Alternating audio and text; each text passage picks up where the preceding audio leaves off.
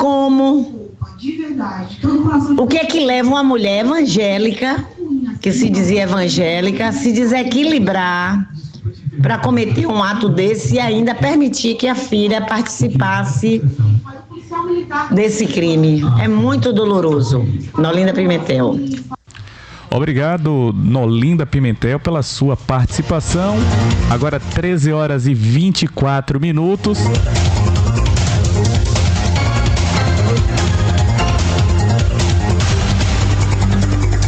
Deu sorte, dona Nolinda, que a nossa advogada, a doutora Clécia, ainda está aqui nos estúdios da Rádio Rosário e vai poder estar comunicando. Doutora Clécia, fica à vontade, por gentileza. Boa tarde, Nolinda, queridíssima. Também não conheço pessoalmente, mas com certeza quando ver eu vou dar um abraço, tá? Porque é muito bom ouvir suas palavras e, como eu falei, aquece o coração. Inclusive sobre o questionamento, né, desse caso triste que chocou a nossa comunidade. Sempre vai chocar. Qualquer crime que venha a acontecer e que uma vida se perca, sempre de alguma forma vai chocar. E nesse contexto eu preciso falar que não é nem o que leva uma pessoa evangélica a cometer um crime desse, mas qualquer pessoa, né? Nós que somos da área do direito costumamos falar. É muito comum falarmos, né, que tem crimes que a gente está passível a dizer não, isso aqui eu não faço. Mas o único crime que a gente fala, não pode falar assim, não, eu nunca faço, nunca farei, é o homicídio, porque muitas vezes a gente é levado por impulso.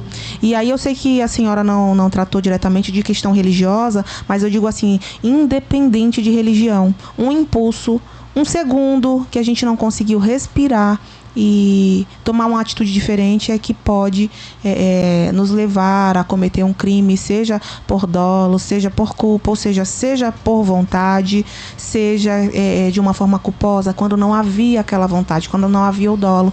Então, primeiro de tudo, né, eu tinha até falado isso, são duas famílias que estão sofrendo agora. Principalmente imensurável o sofrimento da família da vítima, mas também a família dessa pessoa que infelizmente está sendo acusada, por enquanto ela está sendo acusada de supostamente ter cometido um crime, e aí claro que está tudo sendo apurado, o processo corre em segredo de justiça, então a gente não tem maiores detalhes, mas a gente sabe que há uma previsão legal, né, e que houveram modificações na lei.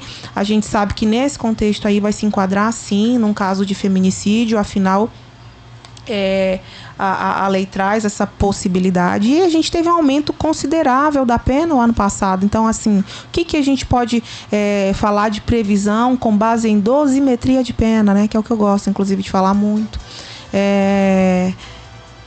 Vai acontecer que a pena mínima, 20 anos. E aí a gente tem qualificadoras, né? Essas qualificadoras, elas trazem o seguinte, que eu posso ver aí, né?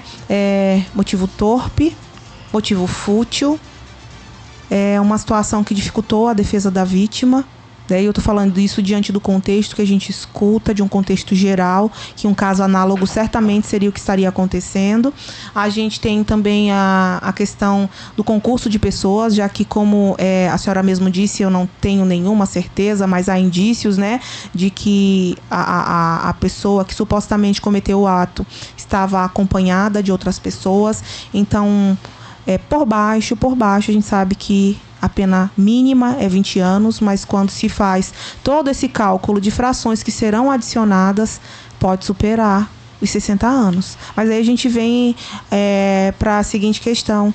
A gente sabe que no Brasil não se pode cumprir mais que 40 anos da pena, né, ininterruptamente. Então, nesse contexto, vai chegar um momento que, se caso, né, condenada for, porque a gente ainda deve estar em fase de inquérito, sim, certamente, aí vai para a fase de plenário, depois da fase de plenário vai para a fase de instrução, que é a primeira audiência, digamos assim, para que todos entendam, e depois tem uma segunda audiência, que é aquela em que as pessoas julgam, né, uma pessoa que está sendo acusada de homicídio, que é o tribunal do júri, e aí sendo condenada, então imagina, 40 anos, ou seja, jogou a vida fora por conta de um impulso. E como eu falei, independe de religião, na verdade foi um impulso sim, uma paixão, e eu digo não paixão, aquela paixão que envolve amor, mas uma paixão, aquela paixão que mexe com a química cerebral a ponto da pessoa agir sem pensar, né? Que é o que aconteceu, com certeza. E aí a gente tem esse prejuízo causado à sociedade, à família, enfim. E é basicamente isso. Tem uma questão importante, inclusive, também quando a gente fala de cumprimento de pena num caso desse, né? A gente sabe que não tem mais saidinha, então não pense que vai ficar pouco tempo preso, não. E aí eu teria que fazer uma conta longa com vocês, mas de toda forma é assim.